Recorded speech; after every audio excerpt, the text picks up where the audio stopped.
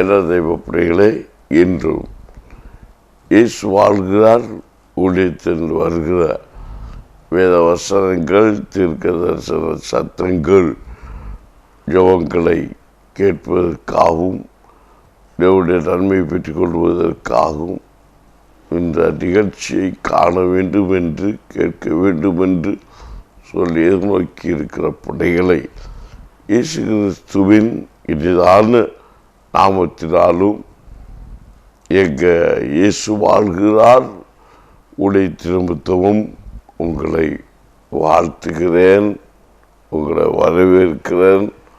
கர்த்தர் நீங்கள் எதிர்பார்க்கிற நன்மைகளை, எதிர்பார்க்கிற ஆசீர்வாதங்களை இந்த வார்த்தை மூலம், வசனத்தின் மூலம், இந்த சத்தத்தின் மூலம் நீங்கள் பெற்றுக்கொள்ளும்படிக்கு கர்த்தர் கிரியை செய்வாராக. ஆமேன். அல்லேலூயா. குறிப்பாக கடித நாளில் நான் செய்தியாக கொடுத்து கொண்டிருந்தேன். அந்த ஒரு வார காலம் அந்த செய்திக்கு இடையில நான் விட்டேன். அது எதற்காகன்னா, சில சபையில் சில மினிஸ்ட்ரி சிறுவர் ஊழியம் நடந்தது. அதெல்லாம் தொடர்ந்து செய்து கொண்டிருந்தபடியினால் நடைபெற்ற நிமித்தம் உங்களால் தொடர்ந்து கேட்கவில்லை. செய்தி தொடர்பு என்னன்னு உங்களுக்கு தெரியுமா, என்ன அப்படின்னு எனக்கு தெரியல. ஆனாலும் அந்த தொடர்ச்சியை நான் மீண்டும் தொடர்ந்து கொடுக்கும்படிக்கு என்னுடைய கடமையை நான் ஆற்றும்படிக்கு இன்றைக்கும் பரலோகராஜ்யத்தில் எவன் பெரியவனாயிருப்பான் என்று சொல்லி அன்றைக்கு கடைசியாக வாசித்து முடித்த வேத பகுதியிலிருந்து தொடர்ந்து இன்னும் வேத வசனத்தை உங்களுக்கு போதித்து கர்த்தராகி ஆண்டவர் என்ன பேசுகிறாரோ உங்களுக்கு ஆறுதலான வசனமும் வார்த்தைகளையும் மன்னாவையும் தர கர்த்தரின் மூலம் கிரியை செய்வாராக. வாசியுங்கள். 5ஆம் அதிகாரம் 10-9 வசனத்தில் சொல்லப்பட்ட வேத வசனங்களை வாசிக்கும் போது, ஆகியால் அந்த கற்பனைகள் எல்லாவற்றிலும் சிறியொன்றை ஆகிலும் மீறி அமிதமாய் மனுஷருக்கு போதிக்கிறவன் பரலோகராஜ்யத்தில் எல்லோரிலும் சிறியவன் எனப்படுவான். இவைகளை கொண்டு போதிக்கிறவனோ பரலோகராஜ்யத்தில் பெரியவனாயிருப்பான். கை கொண்டு போதிக்கிறவன் தான் பெரியவன் அப்படின்னு சொல்லியிருக்கு. ஆமேன், ஆமேன். இந்த கற்பனைகளை எல்லாவற்றிலும் சிறிதொன்றும் ஆமேன் ஆகிலும் ஆமேன் அதை கூட்டி குறைத்து போதிக்கிறவன் பரலோகராஜ்யத்தில் சிறியவன். உபதேசிக்கிறபடி நடக்க கடவன். போதிக்கிறவன் போதிக்கிறபடி நடக்க கடவன். என்னை கேட்கிற தெய்வ பிள்ளைகளே, வேத வசனம் என்ன சொல்கிறார் என்றால், கிரியை இல்லாத விசுவாசம் செத்தது. இன்று விசுவாசி என்று நாம் சொல்லிக் கொண்டிருக்கிற தெய்வ பிள்ளைகள், இதைத்தான் இந்த வேத வசனம் நமக்கு இன்று உறுதிப்படுத்தி சொல்லுகிறதை நாம் கேட்க முடியும். என் அன்னைகள் அதை ஏற்றுக்கொள்வது கிடையாது. நான் விசுவாசியாக இருக்கிறேன், உண்மையிலே நான் சொல்லுவேன் என்றால், அண்டிகிறிஸ்து ஆட்சியோடு நீ எல்லாரும் சொல்லிக்கொண்டே இருக்காங்க. என்னைக்கு அண்டிகிறிஸ்து ஆட்சி வருகிறது? அண்டிகிறிஸ்து என்ன? அண்டிகிறிஸ்துடைய ஆவி எப்படி இருக்கும்? அண்டிகிறிஸ்துடைய வாழ்க்கை எப்படி? யாமே நான் சொல்லுவது சரி என்று எவன் ஒருவன் அட்டாவடித்தனமாக பிடிச்சி நிற்கிறாரோ அதுதான் அண்டிகிறிஸ்துடைய ஆளுகைக்கு, அண்டிகிறிஸ்துடைய ஆவி. அதுதான் உண்மை. ஆவியை குறித்து பார்த்தா ஏன்னா அந்த வசனங்களை எல்லா அப்போஸ்தலர் நடவடிக்கையில் நீங்கள் தீர்வாக அண்டிகிறிஸ்து உங்களுக்குள் இருக்கிறார்கள் என்று எழுதப்பட்டிருக்கிற வசனத்தில். அப்போ அன்னைக்கே அண்டிகிறிஸ்து இருந்திருக்கலாம், இன்னைக்கும் இருக்கிறான். தான் சொல்லுகிறது சரி. ஒவ்வொரு வெளிப்பாடும் ஒவ்வொரு ஊழியக்காரனுக்கு உண்டு, ஒவ்வொரு சத்தியமும் ஒவ்வொரு ஊழியக்காரனுக்கு உண்டு. அப்போ இங்கே வேத வசனத்தில் சொல்லப்பட்டது, ஆகியால் இந்த கற்பனைகள் எல்லாவற்றிலும் அவன் சிறியதென்று ஆகினும் மீறி அவ்விதமாய் மனுஷருக்கு போதிக்கிறவன் பரலோகராஜ்யத்தில் எல்லோரிலும் சிறியவன் எனப்படுவான். இவைகளை கை கொண்டு போதிக்கிறவனோ பரலோகராஜ்யத்தில் பெரியவனாயிருப்பான். பார்த்தீங்களா? இப்போ போதிக்கிறவன் தான் பரலோகராஜ்யத்தை குறித்து பேசப்படுகிறது. அப்போ எல்லா ஆவிக்குரிய ஒரு மனுஷன் பரலோகராஜ்யத்தின் வாசி என்றாலே அவன் ஊழியக்காரி என்றுதான் அர்த்தம். ரட்சிக்கப்பட்ட ஒரு தெய்வ பிள்ளை.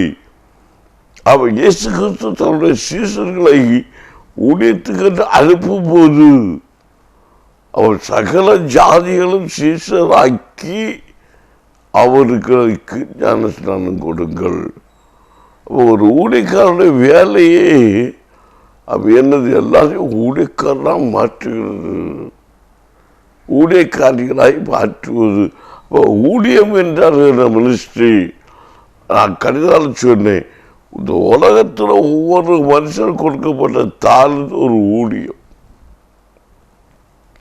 கிறிஸ்துவ அறிந்த பிள்ளைகள் ஊழி செய்கிறவர்களாக இருப்பாங்க, அதாவது கனி கொடுக்கிறவர்களாக இருப்பாங்க. இப்போ எனக்கு ஒரு கிறிஸ்துவ பிள்ளைகிட்ட 1 கோடி ரூபாய் பேங்கில் இருக்குன்னு வச்சுக்கோங்க. அந்த 1 கோடி ரூபாயும் பேங்கில் வீணாக இருக்கிறதுக்கு அது 4 பேருக்கு பிரயோஜனம் உள்ளதாக இருந்தால் அது ஆசீர்வாதமாக இருக்கும். இதைத்தான் ஆண்டவர் போதிக்கிறார். கோடிக்கணக்கில் பணத்தை நாம் கூட்டி வைப்பதை விட இருக்கிற கோடிக்கணக்கில் பணத்தை வறுமைப்பட்ட தரித்திரப்பட்ட பிள்ளைகளுக்கு கொடுத்து உதவி அவர்களை உயர்மட்டமாக்குவதே மேலான காரியம் என்று சொல்லப்பட்டிருக்கிறது. சரி, அது எல்லாருக்கும் கொடுக்குற பக்கம் வராது, கொடுக்காட்டியும் குழப்பம் இல்லை. உண்மையாகவே வசனத்தின் சத்தியத்தின்படி கவர்மெண்ட்டுக்கு கொடுக்க வேண்டிய கணக்கு காட்டி அதுக்கு பேங்கில் அக்கௌண்ட்டில் வைங்க. அது அநேருக்கு பிரயோஜனப்படும். புதைத்து வைப்பது போல காசுகளை மறைச்சு வைப்பது பாவம். பெட்டிகள்லாம் 12 கோடிக்கணக்கில் லட்சத்துக்கு நகையை வாங்கி யாருக்கும் கீழ்படாமல் மறைச்சி வைப்பதெல்லாம் பாவமான செயல்பாடு. அது ஒருவருக்கு பிரயோஜனப்படணும். நமக்கு ஒரு நன்மை, ஒரு ஆசீர்வாதம் கிடைச்சினா அந்த ஆசீர்வாதம் பிறருக்கு பிரயோஜனப்படணும். அது எந்த வகையாக இருந்தாலும் சரி. ஒரு 10 கொஞ்சம் நிறத்தை நம்ம வாங்கிக்கிட்டு இருக்கோம், அந்த நிறத்தை 4 பேர் நடந்து போனால் கூட அவங்களுக்கு பிரயோஜனப்படுது. அவங்க நான் பெரிய ஒரு 10 ஏக்கர் சொத்தை வாங்கி யாருக்கும் பிரயோஜனம் இல்லாமல் அதை அடைச்சி கட்டி முள்ளு வேலி போட்டு அதுக்குள்ளே வச்சுக்கிட்டு நம்ம சும்மா இடத்த போட்டிருக்கிறது அது யாருக்கும் பிரயோஜனப்படாது. அது எதையாவது வச்சு அதை ஜனங்களுக்கு பிரயோஜனப்படும்படி கொடுக்கணும். வேதத்தை சத்தியம் மகத்துவம் பார்த்தா இதுதான். அதாவது இந்த வேத வசனம் என்று சொன்ன கனி கொடுக்கிறான். பிறருக்கு நம்மளால பிரயோஜனப்படணும். 10 பேர் வேலை கொடுக்கணும், 10 பேருக்கு போஷணத்தை கொடுக்கணும், ஏதாவது ஒரு கொடுக்க காட்டு உண்மையை செய்து மகத்துவப்படுத்தும் போது தேவனுடைய ராஜ்யம் அந்த தேசத்தில் ஸ்தாபிக்கப்பட்டது.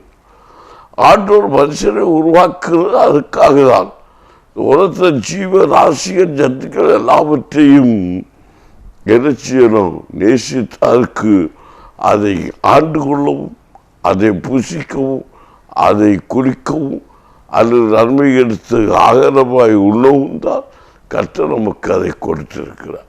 குறித்து அவருடைய கூட மனுஷர்களை அவர்களுக்கு பிரயோஜனம் உள்ளவராக கண்ணீர் வடிக்கிற ஜனங்களை கண்ணீர் துடைக்கவும், காயப்பட்ட ஜனங்களுக்கு காயப்பட்டவும் கட்டவும். இதற்கு தான் கர்த்தர் நமக்கு நன்மைகளை ஆசீர்வாதத்தை கொடுக்கிறார். இன்றைக்கு அதே நம்ம சொல்லிக் கொள்ளுகிறோம். நமக்கு நான் உழைத்து சம்பாதித்த காசு நான் யாருக்கும் கொடுக்க வேண்டாம் என்று சொல்லி ஒரு பகுதி ஆண்டோருக்குரிய பகுதியை கொடுத்துருக்கிறோம். தசமபாகங்கிற காரியத்தில் ஒரு பகுதியை கொடுத்துக்கிட்டு பாக்கி எல்லாம் நம்ம என்ன சேர்த்து வச்சு சம்பாதிச்சு கூட்டிக்கிட்டே இருக்கிறோம். அதுதான் ஆண்டவர் ஒரு ஓமையோட பேசினார். ஆண்டவர் ஒரு மனுஷன்ட்ட கூட அது போயிட்டார். ஒரு மனுஷனுக்கு நல்ல போதுகிறே என்று கேட்டார். நல்லவா நல்ல போதுகன்னு கேட்டவன்ட்டு அவர் சொன்னார், அவன் நல்லவன் என்று நீதிமான் என்று காட்டிக்கொள்வதற்காக, பிறர் மத்தியில் காட்டிக்கொள்வதற்காக நான் மோசையோட நியாய பிரமாணத்தை நான் சிறு வயதிலிருந்து கற்றுக்கொண்டிருக்கிறேன் என்று சொல்லி அவர் தன்னை மேன்மையாய் எண்ணிக்கொள்வதற்காக மனதுள்ளவனாயிருந்து இயேசுவை பார்த்து அவன் நல்ல போதுகிறே என்று கேட்டார், சொன்னான். இதை இயேசு அறிந்து கொண்டு அவருடைய இதயத்தின் ஆழத்தை அவர் அறிந்து கொண்டு அவர் ஒரு மகிமையான தீர்க்கதரிசி, அவர் நல்ல ஒரு போதகர், அவர் நல்ல ஒரு சுகமாக்கு மருத்துவர், அவர் சகலவற்றை கற்றுக்கொண்டவர், சகலத்தை கர்த்தருடைய கிருபையினால பெற்றுக்கொண்டு பூமிக்கு கர்த்தருடைய மகிமையை வெளிப்படுத்த வந்தவர், அவருடைய தாகத்தை தீர்க்க வந்த ஒரு ஆட்டுக்குட்டியானவராகிய அந்த கிறிஸ்துவை பார்த்து மோசையுடைய பழைய ஏற்பாட்டு நியாயப்பிரமாணத்தை ஒரு பெற்று அதன்படி நடக்கிற ஒரு மனுஷன், எல்லாம் ஒரு நல்ல மனுஷன் என்று சொல்லலாம். அந்த மனுஷனை கூட அப்படிப்பட்ட ஒரு நல்ல இயேசுவை பார்த்து அவர் சொல்லுகிறான் பாருங்க. அங்கதான் விஷயம் இருக்கு. நல்ல போதுகிறேன்னு சொல்லுவோன்னா இவர் விட்டுறாரு. நீ என்னை நல்லவன் என்று சொல்லுவானேன்? அவன் நல்லவன் என்று சொன்னால் நல்ல மனுஷனோட உபதேசத்தை நீ பின்பற்றுவாய், நீ பின்பற்ற மாட்ட, அதெல்லாம் சொல்லுவாரு. அப்படியே நீ என்ன ஏன் நல்லவன் என்று சொல்லுவாரே கூட. அப்போவே அவனுக்கு ஆனாலும் அவனை காட்டிக்கொள்ள மனசுள்ளவனாயிருந்து நான் பரவராஜ்யத்திலே இடம் பெற்றுக் கொள்ள என்ன செய்யணும்னு கேட்டார்.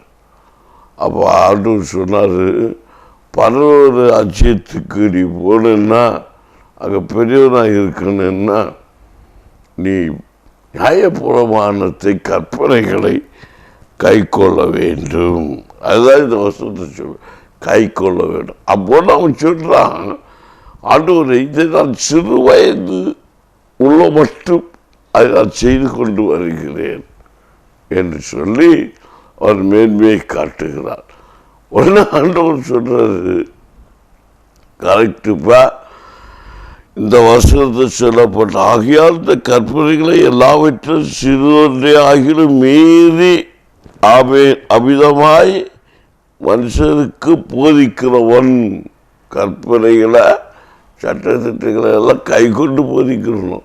நானும் கை கொள்ளணும், போதிக்கணும், அப்படி நடக்கணும் அப்படின்னு அந்த வருஷம் சொல்லியிருக்கு.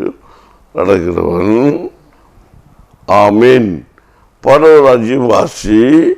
அதேபோல் அவனும் அதை கை கொண்டு இருக்கிறான். கற்பனைகளை அதை ஆண்டவர்கிட்ட கேட்குறான். ஆமீன்.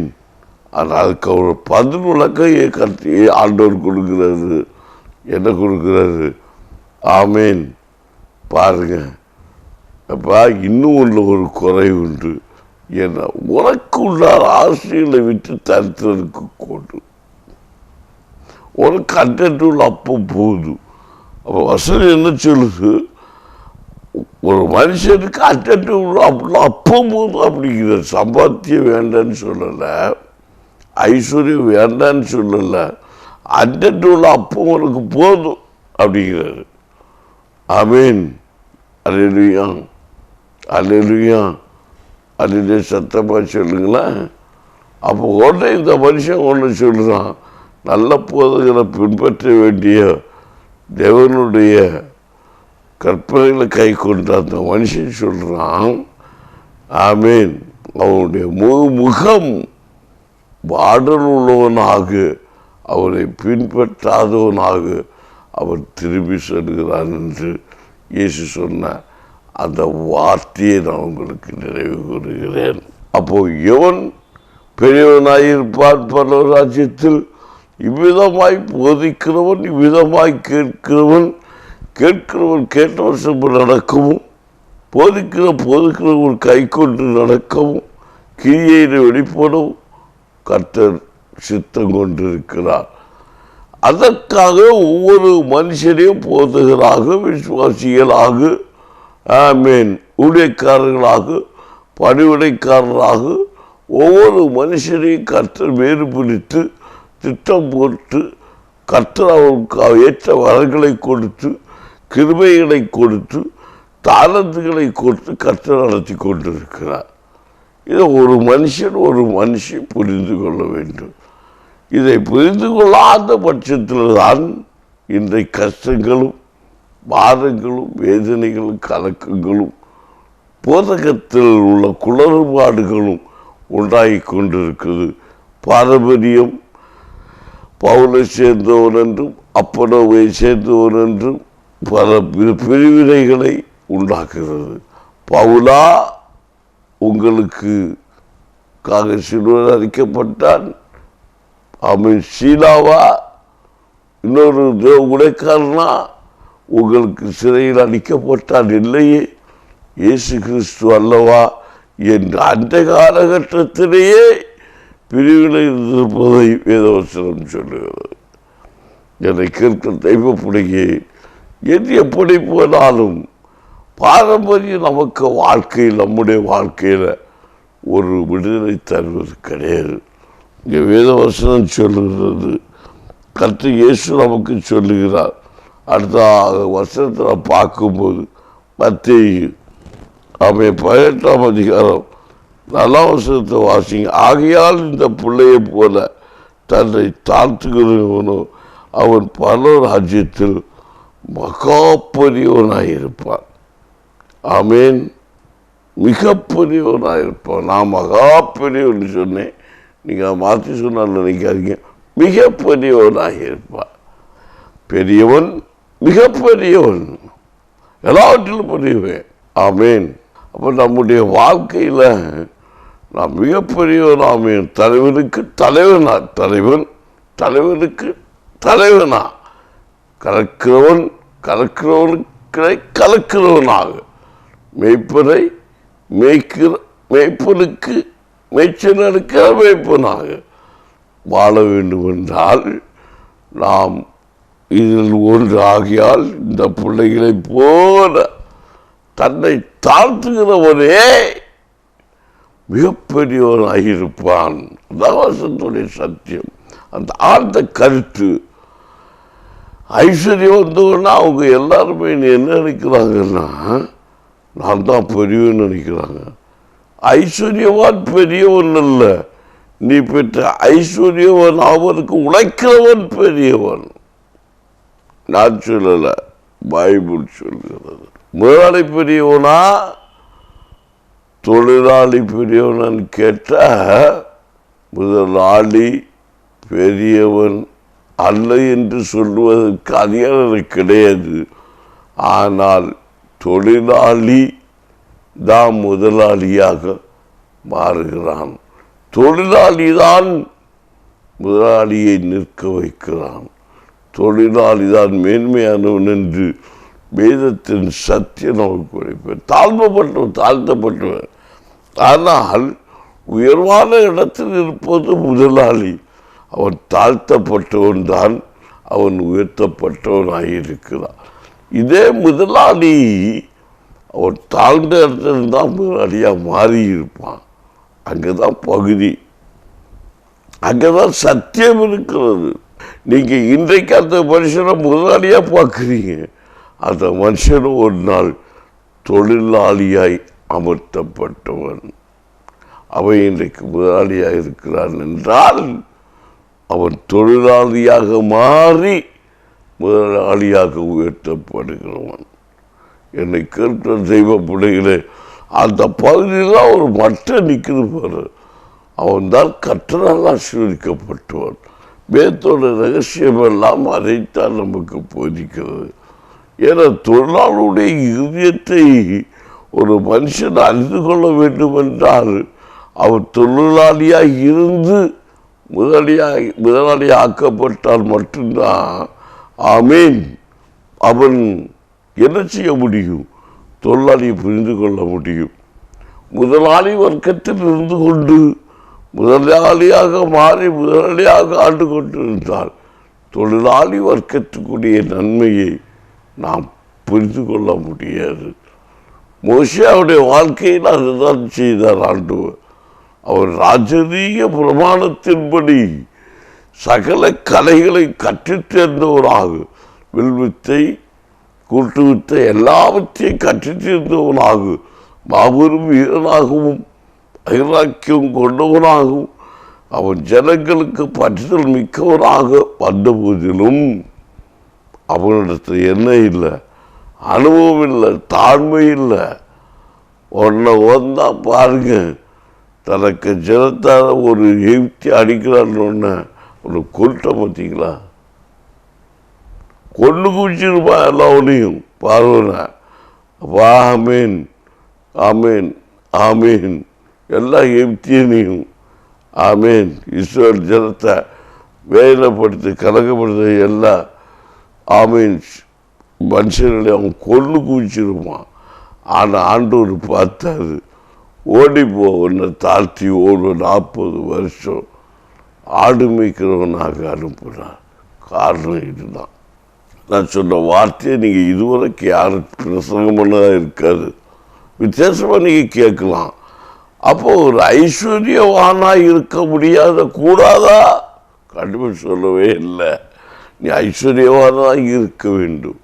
அதில் உன்னுடைய ஐஸ்வர்யத்தின் நிமித்தம் ஒரு மனுஷன் துக்கப்படக்கூடாது, இடனடையக்கூடாது. உன்னுடைய ஐஸ்வர்யம் என்பது ஒருவரை ஐஸ்வர்யவான் ஆக்க வேண்டும். கூட இருக்கிறவருடைய ஒளி கொடுக்க வேண்டும். உன்னுடைய ஐஸ்வர்யம் பலரை ஐஸ்வர்யவானாய் மாற்ற உதவ வேண்டும். உன்னுடைய சம்பாத்தியம், உன்னுடைய பொருள் உடைய பலருக்கு ஜீவனை கொடுக்கிறதா இருக்க வேண்டும், உயிரூட்டுதா இருக்க வேண்டும். அதுதான் வசனம் நமக்கு சொல்லுகிறது. அவன் தான் பல ராஜ்யத்தில் பெரியவனாக இருக்க முடியும். எல்லா வசனமும் அதுதான். அப்போ யாருப்பா பல ராஜ்யத்துக்கு போவான்? கண்டிப்பாக போக முடியும்.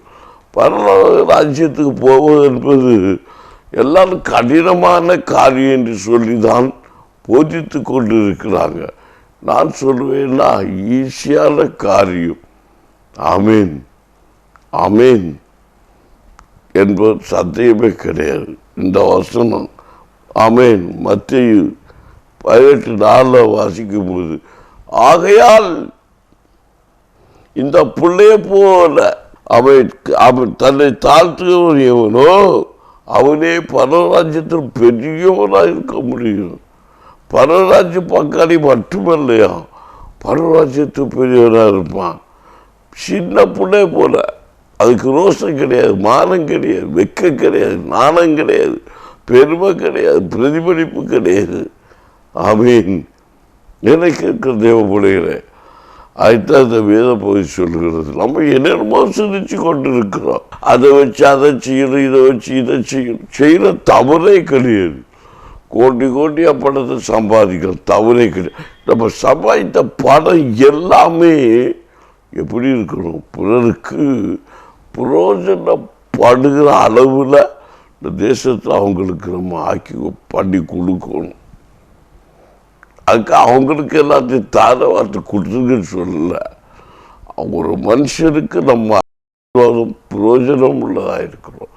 நம்ம அந்த ஆசீர்வாதத்துக்கு அவங்க பங்காளிகளாக இருக்கணும்னு நான் சொல்ல வந்தேன். ஆமேன்னு சொல்லுங்களா, அதிலே சொல்லுங்களா. அதுதான் ஒரு மினிஸ்ட்ரி. அடிக்கடி நான் சொல்கிற ஒரு காரணம், நம்ம சரி எல்லா வேலையுமே மினிஸ்ட்ரி தான், ஊழியம் தான்.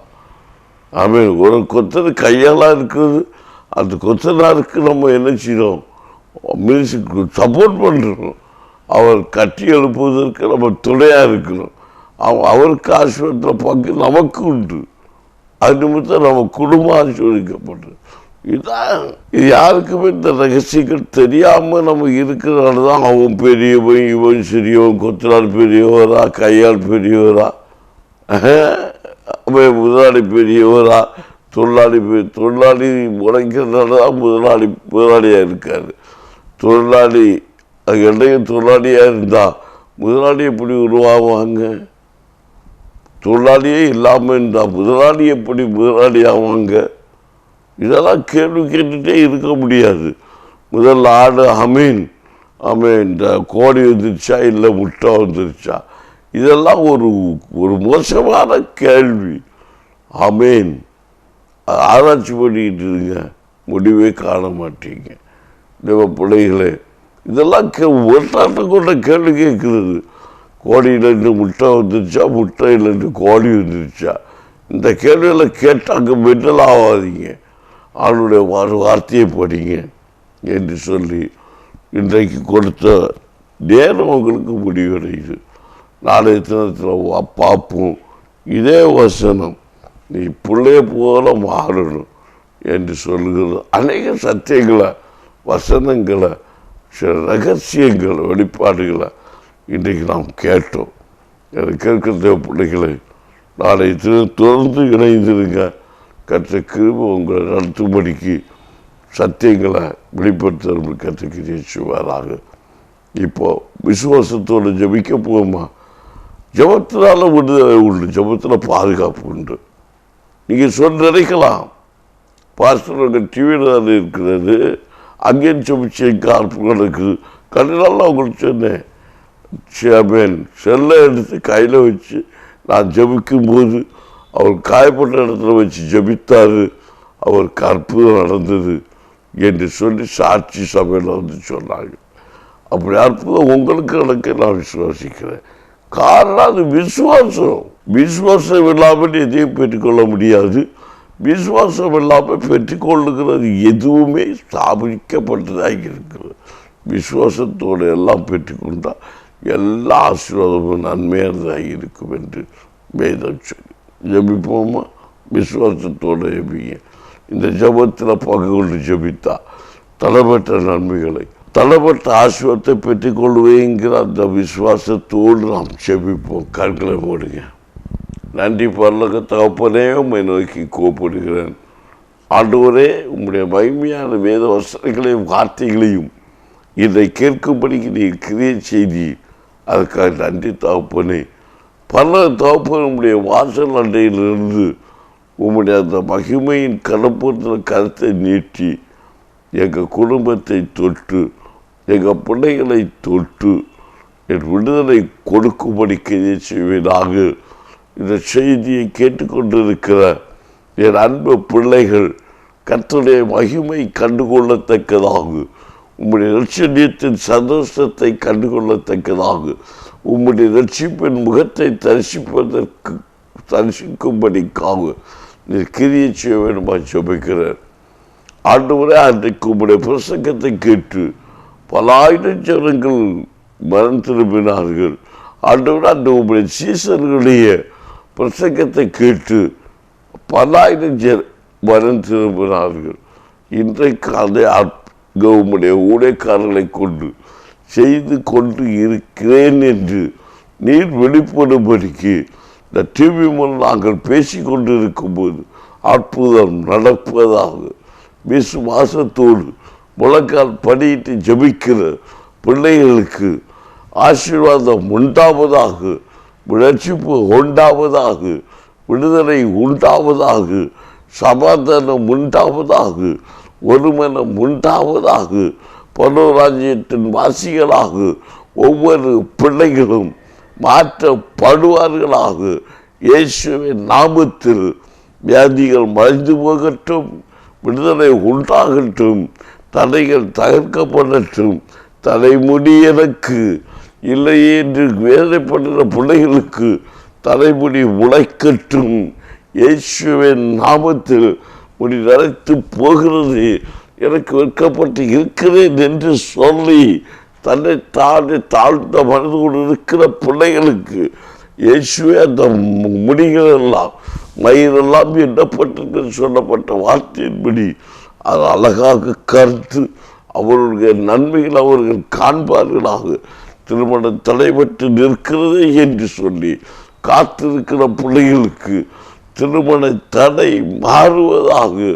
இயேசுவின் நாமத்தில் ஆண்டவரே, திருமணம் ஆகிவிட்டது, இத்தனை வருடம் ஆகிவிட்டது, எனக்கு ஒரு குழந்தை வாக்கியம் இல்லையே என்று கண்ணீரோடு ஜெபித்து கொண்டு இருக்கிற தெய்வ பிள்ளைகளுக்கு தடைகளை தகர்த்து கட்டுகளை உடைத்து அற்புதம் நடப்பதாக இயேசுவின் நாமத்தில் கட்டளை கொடுக்கிறேன். ஆண்டவரே, நான் ஜெபித்து பார்க்கிறேன், என்னால் எழுப்ப முடியவில்லை, என்னை பிரகாசிக்க முடியவில்லை என்று கண்ணீர் வடித்து கொண்டு டிவி பெட்டிக்கு முன்பாக வடித்து கிடக்கிற கட்டளோடு கட்டில் படுத்து கிடக்கிற என் தெய்வ பிள்ளையே, நீ எழும்பு, நீ பிரகாசி, ஓடி வந்தது உன்னை கொண்டு செய்ய வேண்டிய காரியத்தை நினைவே தேசத்திலே உன்னை ஒரு தீர்க்கதரிசி அனுப்பும்படிக்கு உனக்கு ஒரு நினைவையை உனக்கு கர்த்தர் வைத்திருக்கிறார். ஒரு தர்ஷீஸ் பட்டணம் அல்லு உனக்கு ஒரு நினைவே. தேசத்தின் ரட்சிப்பிற்காக நீ அழைக்கப்பட்டவன், நீ அழைக்கப்பட்டவள், நீ அழைக்கப்பட்டவன், நீ அழைக்கப்பட்டவள், நீ தெரிந்து கொள்ளப்பட்டவன், நீ தெரிந்து கொள்ளப்பட்டவள் என்பதை அறியாதபடிக்கு உன்னை ஆடு வைப்பு அல்ல, கோழி வைப்பு அல்ல, இல்லை, உன்னை மனுஷனை மேய்க்கிற ஒரு ஜாதியாக கர்த்தரை மாற்றும்படிக்கு திருமணம் பற்றி பரிசுத்த ஆவியானவர் வாசம் செய்து கொண்டு நேரமாக இப்ப மாறி இருக்கிறபடியா நன்றி. இயேசுவின் நாமத்தில் என் ஜனத்தை ஒப்பு கொடுக்கிறேன். கர்த்தர் கிரியை செய்யும், எல்லா கொள்ள வியாதியிலிருந்து விடுதலையாக்கும். இப்போ வருகிற ஜனத்தினால் வருகிற இந்த இழப்பிலிருந்து வரப்போகிற ஆமீன் இந்த ஜன பிரளயத்திலிருந்து மழை அழிவிலிருந்து எங்கள் பிள்ளைகளை பாதுகாத்து வழி நடத்தும். இயேசு நாமத்தில் ஆசீர்வதிக்கிறேன். பலப்படுத்தும் நல்ல பிதாவே, ஆமேன். அல்லேலூயா, அல்லேலூயா. கர்த்தர்களை பாதுகாப்பதாக. நாளை திருத்தம் வாங்க. கர்த்தர் வசனத்தோடு காத்திருப்போம். கர்த்தர் பெரிய காரியங்களை God bless you.